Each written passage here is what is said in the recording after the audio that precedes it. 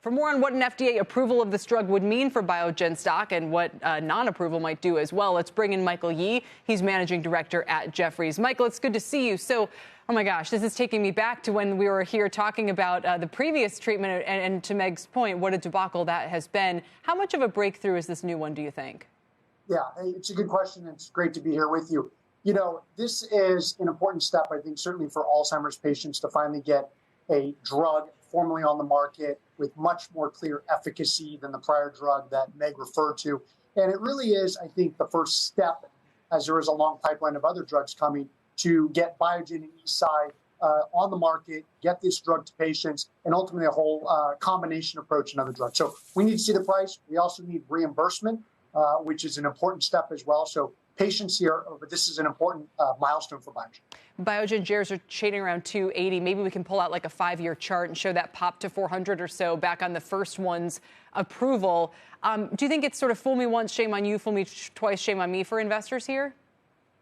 Well, I think that's the opportunity. You take a look exactly what you refer to, which is we totally got fooled on the first go around last year with a lot of fumbles and a lot of disappointment. And the second time, here we go again, there has been a pullback on the stock, and there's definitely a lot of uncertainty as I speak with investors, certainly about the launch of the drug, the price of the drug, and importantly, reimbursement by CMS, which could take a year or so. So I do think there will be a lot of debate.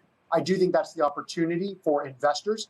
And therefore, when this drug is approved, I do think the stock can move higher as those things happen and as we climb the wall of worry. I know Scott Gottlieb was also on this morning referring to reimbursement likely to happen. So let's get the first step here, approval today. Shares are up about 3.5% today. Is that anticipation of approval, or is that what's going on that Elon Moy just told us about in the House, where it looks like we're looking at a lot of gridlock?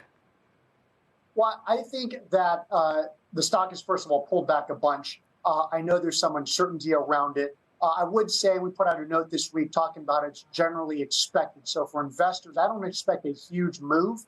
And I'd also forewarn people to suspect that there's a chance for some delay due to logistics and administrative issues with the whole data set and a review of the safety. So even if it was down a little bit on some delay, we'd be buyers of the stock. So we think it should happen. Be patient here. I know the drug should be called Leqembi, is what I'm hearing. So be patient here, but any administrative delay too would just be a temporary. And then finally, kind of to the point about what's happening on Capitol Hill, do you think there's a rational reason to bid up this sector on anticipation that maybe there's kind of nothing much to come of the rest of this Congress? Yeah. I think importantly, if you take a look at the larger biotech group as a whole, whether that be Amgen or Gilead, and we just recently upgraded Moderna, which we think has a significant upside this year, is the fact that these stocks have been generally beaten down over the last few years.